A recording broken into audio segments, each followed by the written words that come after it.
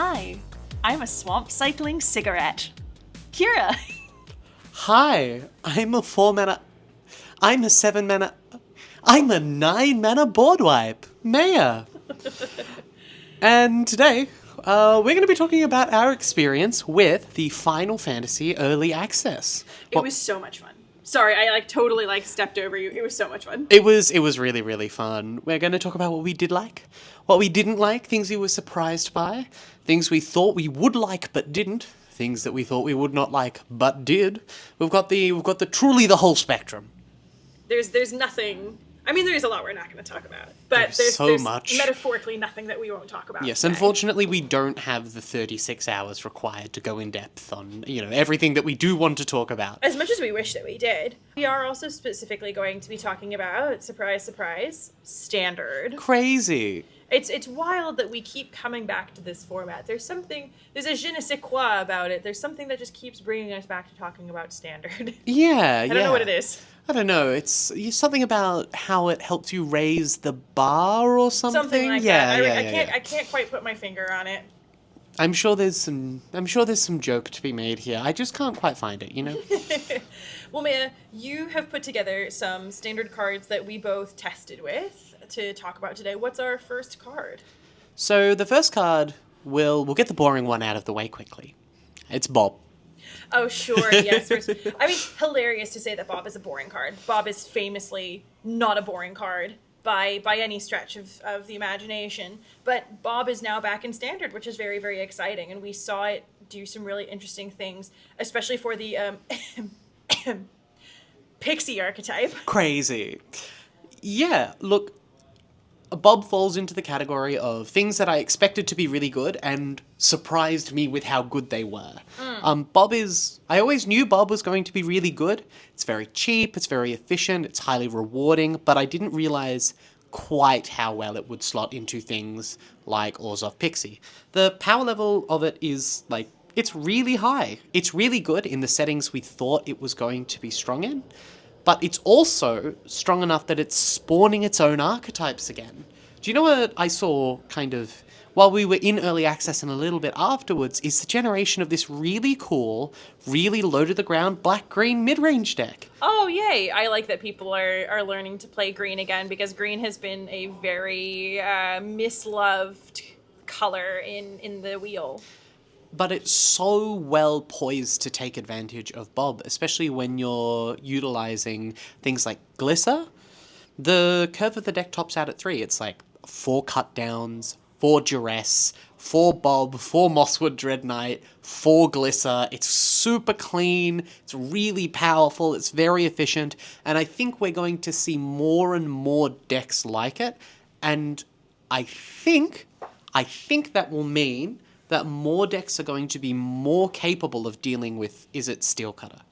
Because one of Izzet Steelcutter's strengths is that it is so efficient, Bob's kind of natural inclination to draw you towards a hyper-efficient game plan means that more decks are going to be able to contend with it. Now, does that mean I think it's going to kick Izzet out of the format? No, not even close. But I think the 40-60 matchups are going to very quickly become 45-55 matchups, and that will mean that Izzet does go down in play rate, which is something that, I think all of us do want. Unfortunately, as long as Corey Steelcutter remains a menace in the standard meta, there is no way that Izzet Prowess or any combination of mono-red aggro with Corey Steelcutter is going to go away. It's the best card in the format currently, and there's no reason to not play it. Obviously, if you're playing black-green, you're not playing it like Corey Steelcutter, but there's no reason not to play it in an Izzet Chow. Yeah, look, the TLDR is that Bob is good. Bob will continue to be good. I don't know what to tell you. Buy your Bobs now. This is not a financial advice podcast. We're also heading into a series of really awesome events. We've got the Pro Tour in MC Vegas coming up, and we also have the Spotlight Series in Japan.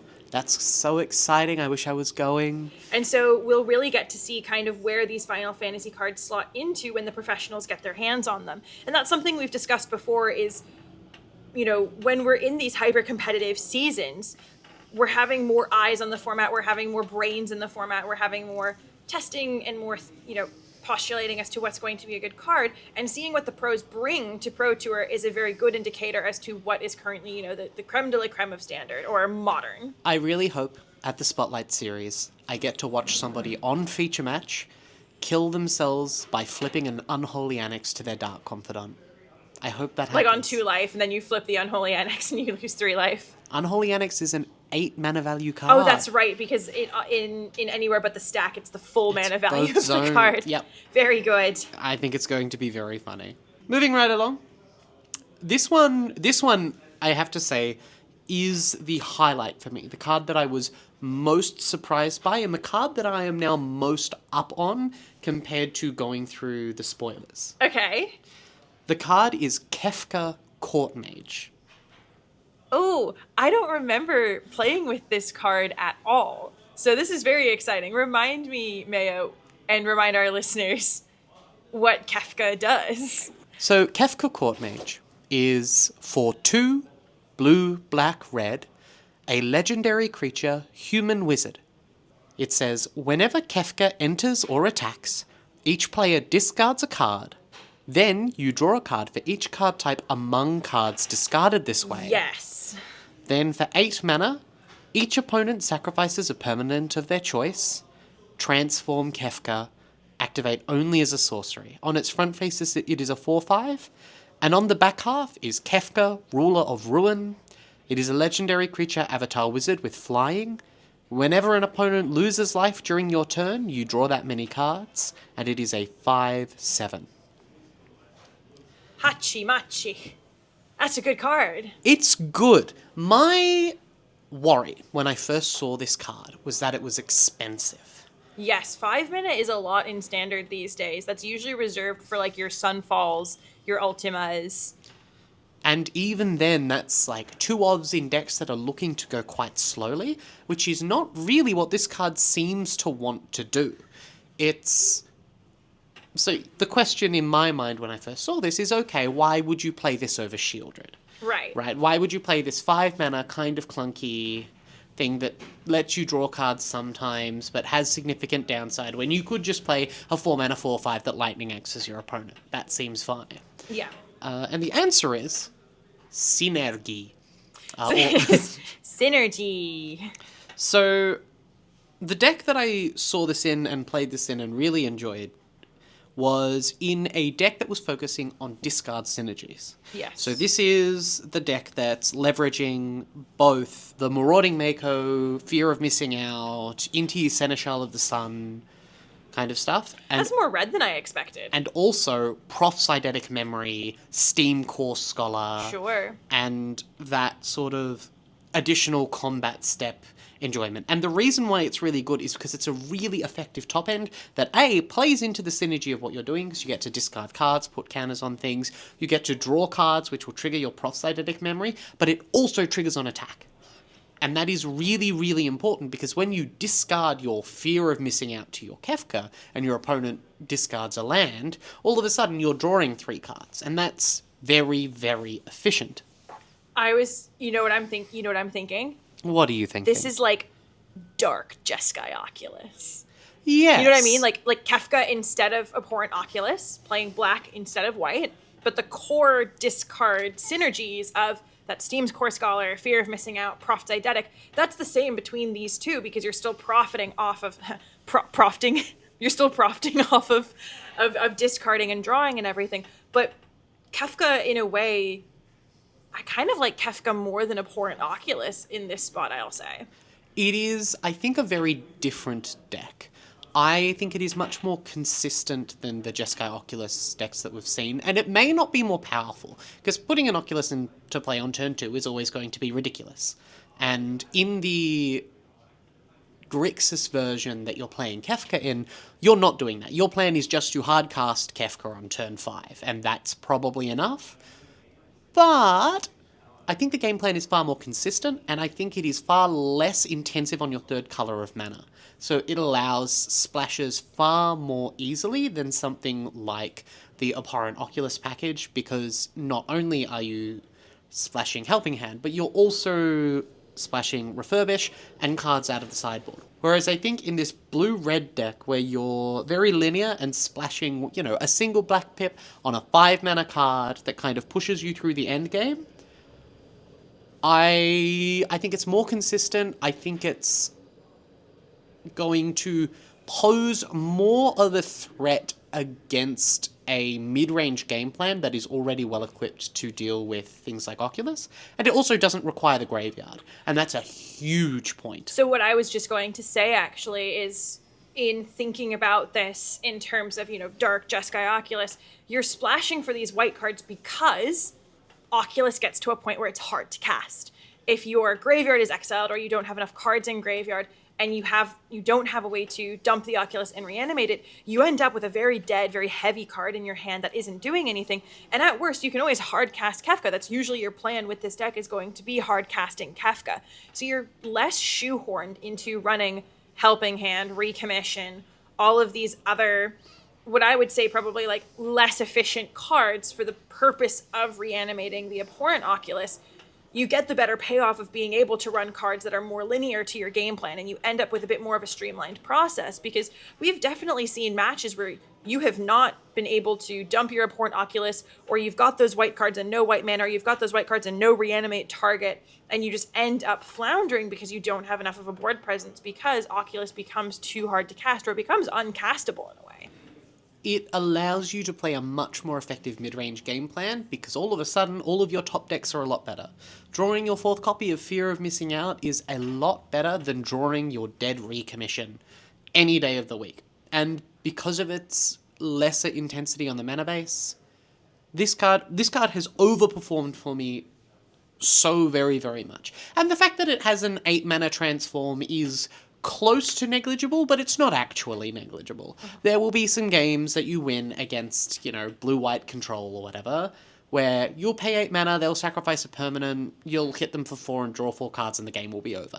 It's not going to happen that often, but it will happen more often than something like an abhorrent Oculus will win you the game in that spot. Yeah, Kefka, interesting. Keep an eye out, I think. Awesome. It looks... Kefka has always, to me, been one of the most visually interesting characters from Final Fantasy. I put Kefka in the Vivi or Nitier levels of recognizable Final Fantasy characters that are more than just big guy with sword. And so seeing it with this really cool ability, I'm gonna have to put this in my pocket. We haven't seen a Grixis deck since the Grixis deck of the Kamigawa Neon Dynasty era of your Corpse Appraiser, Fable of the Mirror Breaker. I resent your dismissal of Colstoke Gearhulk combo. It's not competitive in the same way. I'm sorry. We can struggle to say Colstoke Gearhulk all we want, but I don't think it's a force in the same way. But this lends itself to such an interesting strategy that I miss a lot of 3-color pairings. I think 3-color are some of the strongest decks that we tend to see in constructed formats.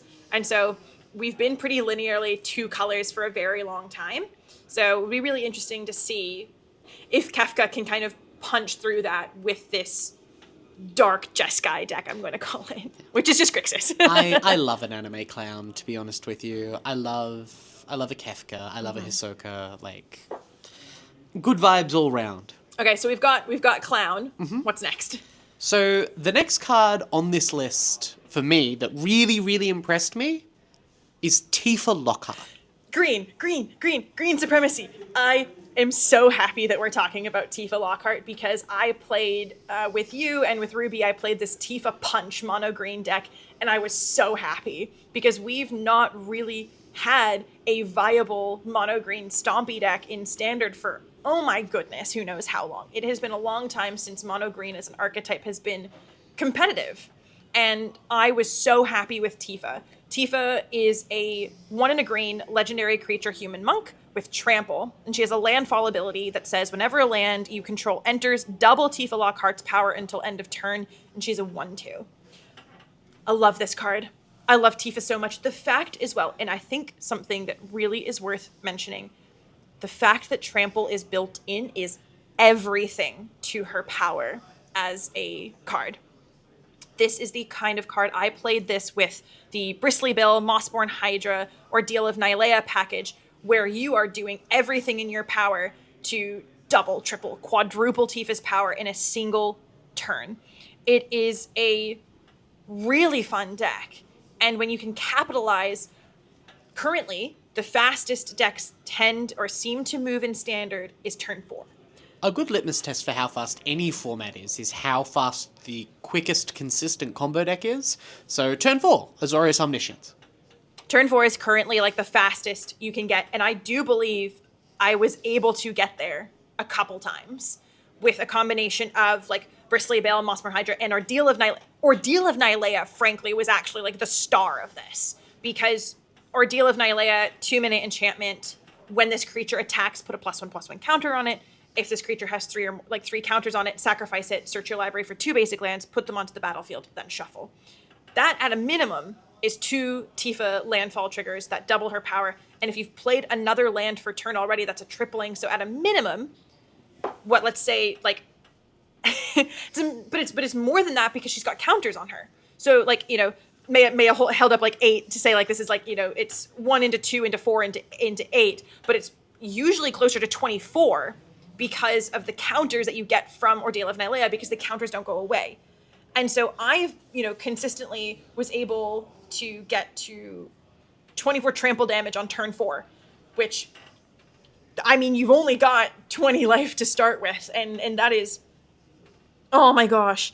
I really, really love this deck, and I was so happy because, again, I am a mono green girly at heart. I have always loved Landfall. Landfall is like one of the first decks that I ever built in Commander. And like, I've been waiting for something good for like the Bristly Bale, Mossborn Hydra decks. And I feel like Tifa is that last push that we got. And I'm just sitting I'm just cheering. I am watching her punch people to death, and I love it. I'm so, so happy. In my mind, this like green X Bristly Bill deck has existed in the format for a little bit. I've seen it played, I've lost to it plenty. The issue that this deck has always had is it's always been either one card too inconsistent or one turn too slow. And I feel like Tifa fixes both of these problems because by themselves they are already a threat in a deck that is looking to put multiple lands in play in any given turn, and in consort with things like Bristly Bill, where you can put +1/+1 counters on it as it doubles its power and toughness, this card gets very scary very quickly and reduces the clock by, I think, something like 1.5 turns, which means I think this deck goes from being tier 3 to tier 2, and I think you can expect to see a lot more of it thanks to Tifa. I'm so happy with this. And again, like, it's exactly as you said. This deck, like this landfall green stompy archetype deck was probably a turn 5 or 6 deck. And that was just, and it sounds ridiculous to say like, oh, turn 6, now if you can't win before turn 6, you know, you're done for. But that's the speed of the format right now, and especially with things like Azorius Omniscience combo, that's exactly where it needs, like, it is too slow. And the fact that we got these pieces, and, you know, it feels as though, you know, we're watching the stars align, or at least that's how I feel. We've been seeing these pieces come out of various different, Bristly Bill in Outlaws of Thunder Junction, Mossborn Hydra and Ordeal of Nylea out of Foundations. And it felt like we were slowly watching like stars align. And then Tifa just punched through, and it was like, Full syzygy moment. This is what we were going, like, this is exactly what it was all for. And I'm stoked. There's a couple other cards that really help this archetype as well. You've got Bushwhack and you've got Clash of the Icons, which have really helped, again, make the deck quite consistent. You are also playing several Evolving Wilds in this to double up in your landfall triggers, even though, you know, you're not fixing for colors here. You're just grabbing more forests. This is a mono green deck, but it's for landfall. That is explicitly its purpose. I'm stoked. This deck looks really awesome. And it also runs things like Snakeskin Veil for protection, which is really good because, like, you know, there's going to be a moment where on your end step someone tries to cut down your Tifa, you Snakeskin Veil, +1/+1 counter, it's now a 2/3, and one landfall trigger puts it to 4. Like, this is a very exciting, very fun deck. And there were moments where I was playing, I can't remember if this was with you or with Ruby, where I cast a Snakeskin Veil on, you know, your end step, not protecting it from anything, but for the counter specifically, because I knew that if I did that, I would get the Ordeal of Nylea trigger on the next turn as opposed to the turn after. And so it felt so interesting. It felt very consistent. It had a nice tempo. I loved it. Super happy with it. I love Tifa. I love Landfall. Tifa is fabulous. And in maybe the grindiest transition of all time, we are going to talk about cards that turned out to be not so fabulous. And these will just be like your quick and dirty kind of, yeah, could have been better for sure kind of cards. Yeah, or cards that haven't come into their own fully yet. Yeah. What are we starting off with? The first disappointment. Sorry. What's our first disappointment? Our first disappointment is Vivi or Nitia. Whoa! Whoa! Wait, Vivi's in the disappointment category? Vivi is in the disappointment category. This is a shock. This is like I'm like Among Us, like emergency meeting. What do you mean Vivi is in the disappointment category? Vivi is undoubtedly very powerful. Mm-hmm. The effect in and of itself is extremely strong. There is no question about it. But it does feel like the setup for this card is too high. Sure, okay. It feels like the things that you need to do to get it to work are a little bit too strenuous in such an interaction-heavy format. Casting a 3-mana creature and passing the turn, and hoping to still have the 3-mana creature when it comes back to you, is a little bit too difficult. And in the other combo shells that Vivi or Nidia fits in, specifically Agatha's Soul Cauldron decks, there's just a little bit too much good-placed interaction to sort of feed into that counter the strategy in a way that is very effective and very cheap, means that I think it will struggle to exist in its own right for now. It doesn't really fit into existing shells, so it doesn't really fit into the existing Roots shell because it's just not really what the Roots deck wants to do, and it doesn't easily go infinite. It requires quite a bit for that, explosive level 0 to 1,000,000. And when you're a combo deck, the thing that you're competing against is Azorius Omniscience in terms of consistency and ability to win the game, and Vivi unfortunately just doesn't really stack up. It needs a critical mass of stuff to function to achieve similar outcomes to what other decks can kind of already achieve for comparatively cheaper.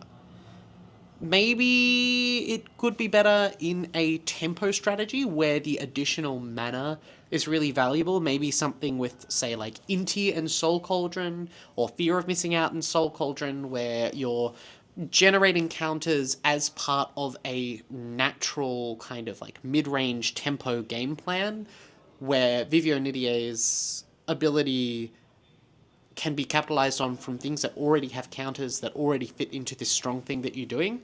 But I think the dedicated Vivi or Nidier decks, right now, in the form that I have seen them in, and maybe this will not be true in a month, but I don't think they're good enough. Wow. Like one of the most hyped cards. Oh, don't get me wrong, it's really good. I'm going to spend all standard season dying to this card, I promise you. But I think from a competitive standpoint, I would die more if the people playing the Vivi decks were just on Omniscience. I do think I also watched a lot of people play Vivi off curve in order to protect it, which taking that turn 3 off to do something else, so that you can play a Vivi turn 4 to hold up, shore up, or some other form of protection, again, just doesn't feel like what the deck wants to do. It wants to be tempo positive, not tempo negative. And how can you justify doing that in a format with such a powerful mono-red and blue-red aggro deck? Well, and again, how can you justify taking a turn off when you can die on turn 4? Like, exactly. That's, it's cyclical in the way that, like, it doesn't fit quite right. Yeah, you know what kills Vivi decks? Tifa decks. Yeah! Let's go! Mm-hmm. Well, so if Vivi is a disappointment, what else is a disappointment? You're going to be so mad at me, Kira. Oh, go on, I'm so sorry. This is where it's like kind of like I'm sitting here so eagerly because I didn't look at what you put on here. Go on, the next card that I think underperformed was Cloud Midgar Mercenary. No, I agree, actually. I fully agree. I had like a viewer submitted like Cloud deck. Bad. The biggest issue with Cloud is that it's slow. It's so slow. And it's so mana intensive. The upside that we saw when we were talking about Cloud was that it went and it got Steel Cutter. Like, it just, like, is a tutor for the best card in the format. Yeah. And don't get me wrong, that's really good. But Cloud is also double white and doesn't really play well with the sort of package that you need to be playing to make Corey Steel Cutter viable. Its mana cost is too prohibitive. It doesn't lend itself to these sort of Steel Cutter decks. So then you have to look at it in the context of the other things that it could be doing, right? What do the other Cloud decks look like? Are you playing Cloud in something like a Bright Glass Gear Hulk deck because you can go fetch your Lava Spur Boots? Well, no, because you'd rather just play Bright Glass Gear Hulk, right? Are you playing it in the, red, white, X, like the Boggles or aggressive strategies? Well, no, because you'd rather just play more cheap equipment, because paying 4 mana for your 2 mana equipment is just kind of bad. Until Cloud has something really, really busted he can do on, 4 mana, right? Where he comes into play, searches for a 1 mana equipment, you equip it, it gives him haste, he attacks and something triggers twice. Until that play pattern can exist, in this really not linear, but in this very quick, very efficient, very powerful standard format, I think he's just too slow. Buster Sword is not a good card in this format, unfortunately. Which means that, unfortunately, neither is Cloud. I will say I was very underwhelmed by the Cloud equipment decks, and these were largely red-white equipment decks because that's just... You need to have Corey Steel Cutter in your equipment deck. That is a non-starter. At a minimum, you have 8 cards spoken for. It's 4 copies of Cloud and 4 copies of Corey Steel Cutter. And the thing that I found so frustrating about these equipment decks was that there were too many equipments. And even though a lot of these decks were playing the 4 Mirrodin equipments, you had Blade Hold War Whip, and there's one other red one that I can't think of the name right now. But there's still too much removal. And if I didn't have a Cloud or I don't have another creature, I've got a pile of equipment sitting on the side of my board and I am dying regardless. And I've done nothing. I've impacted the board not even a little bit. I have no Cloud, I have no creatures, I have no tokens. And it was just infuriating the number of times that I would go to my draw step and be like, all right, please just a creature. And it's another Blade Hold War Weapon. I'm like, I don't need this right now. And it was so... The balance, when I tell you the balance of some of these decks were like 12 creatures, 14 equipment, bad. You cannot build a strategy off of that in such a removal-heavy format. The decks needed to be something like 16 creatures that seriously benefit off of equipment in one way or another, whether they get +1/+1 or double trigger or what have you. And then Corey Steel Cutter, Sheltered by Ghosts, Lava Spur Boots, like the best of the best cheap equipment. That's what it needed to be. And it felt like too much. People were trying to build these as give Cloud a sword, however, by whatever means possible, and weren't worried too much about protecting Cloud. And so it just felt like they folded at every turn. The best equipment deck in Standard's history was Coreblade. Yes. I'm not sure how familiar you are. This is the Squadron Hawk, Sword of Feast and Famine, Jace the Mind Sculptor decks. And even in that deck, you were playing 2, maybe 3 Sword of Feast and Famine. 14 equipment is just too many. Most decks that you call equipment decks in a standard setting are usually playing at most 2 or 3 equipment. This is obviously not including Corey Steel Cutter, because Corey Steel Cutter is actually a monk. But even the equipment in this format is not cheap enough, not powerful enough, and not synergistic enough to justify Cloud's kind of 4-of play in a deck. Now, does this maybe see 1-of play in a Bright Glass Gear Hulk deck with some specific niche enchant equipment out of the sideboard that interacts favorably into an Omniscience deck? Maybe. Honestly, I could see that being where this lies, but as a 4-of, as a stalwart, as anything more than, a maybe 1-of card, I unfortunately, I just don't see it. Poor kid. Sorry, husbando. Sorry, husbando. You can live framed on my desk instead.